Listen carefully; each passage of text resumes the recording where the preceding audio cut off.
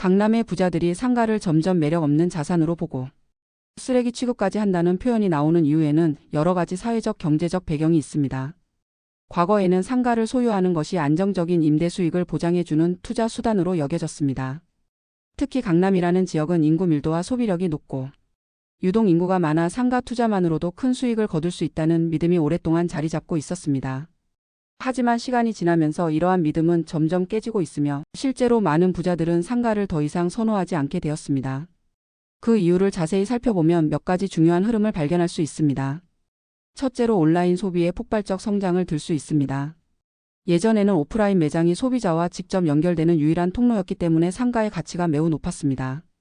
그러나 지금은 온라인 쇼핑이 생활의 일부로 자리 잡아 누구나 휴대전화 하나만 있으면 물건을 사고 서비스를 이용할 수 있습니다. 배달 서비스의 확대는 오프라인 상가의 존재감을 더욱 약화시켰습니다.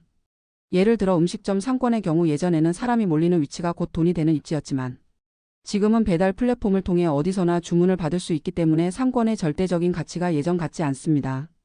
이로 인해 공실률이 높아지고 임대료를 낮춰도 세입자를 구하기 어려운 상가가 늘어나면서 부자들이 상가 투자에 회의적인 시각을 가지게 된 것입니다. 둘째로 임차인과의 갈등 문제도 상가를 기피하게 만드는 요인입니다. 상가를 보유하면 단순히 건물을 가지고 있는 것이 아니라 실제로는 세입자와의 관계를 관리해야 합니다. 경기 침체가 오면 세입자들이 임대료를 제때 내지 못하거나 아예 가게 문을 닫는 경우가 많아집니다.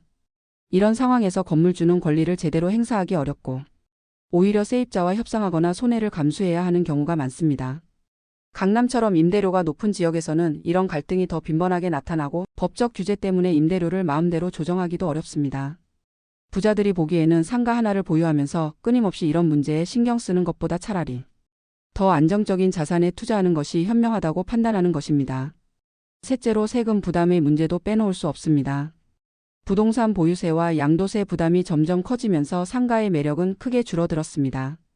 특히 상가를 보유할 경우 주택보다 세율이 높게 적용되는 경우가 많아 세금 부담이 만만치 않습니다. 과거에는 세금을 내더라도 임대 수익이 이를 상쇄하고도 남았지만 지금은 공실이 늘어나면서 세금을 감당하기조차 힘든 경우가 생기고 있습니다. 결국 상가를 가지고 있으면 오히려 손해를 보는 상황까지 발생하니 강남 부자들 입장에서는 더 이상 상가를 자산으로 여기지 않고 짐처럼 여기는 것입니다.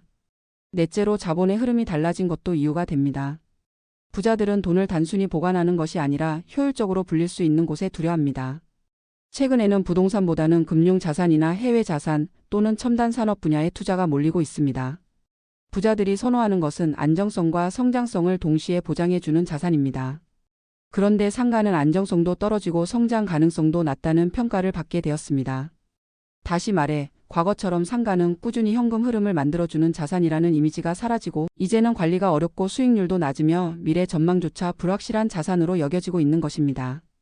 다섯째로 강남이라는 지역 특성도 작용하고 있습니다. 강남은 인구 구조가 빠르게 변하고 있고 생활 패턴도 달라지고 있습니다.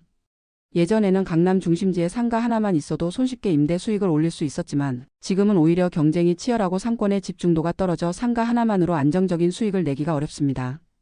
또 최근 몇 년간 강남 일대에 신규 상가와 오피스텔이 대거 공급되면서 공급 과잉 현상까지 겹쳤습니다. 부자들은 이런 흐름을 빠르게 감지하고 상가에 대한 관심을 거두고 있습니다. 여섯째로 사회 전반의 가치관 변화도 이유 중 하나입니다. 과거에는 부자들이 건물을 소유하는 것을 일종의 권위와 상징으로 여겼습니다. 하지만 지금의 부자들은 굳이 상가 같은 골칫덩이를 안고 가기보다는 더 세련되고 미래지향적인 투자 방식을 추구합니다.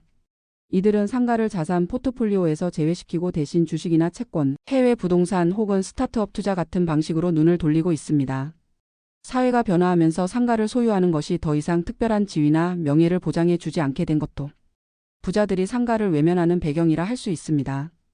결국 강남 부자들이 상가를 쓰레기 취급한다고까지 표현되는 이유는 상가가 안겨주는 번거로움과 불확실성 때문입니다. 공실과 갈등 관리에 따른 피로감, 세금 부담의 무거움, 온라인 소비 확산으로 인한 상권 약화, 공급 과잉, 그리고 미래 가치의 불투명함이 모두 겹쳐 상가는 더 이상 매력적인 자산이 아니게 되었습니다.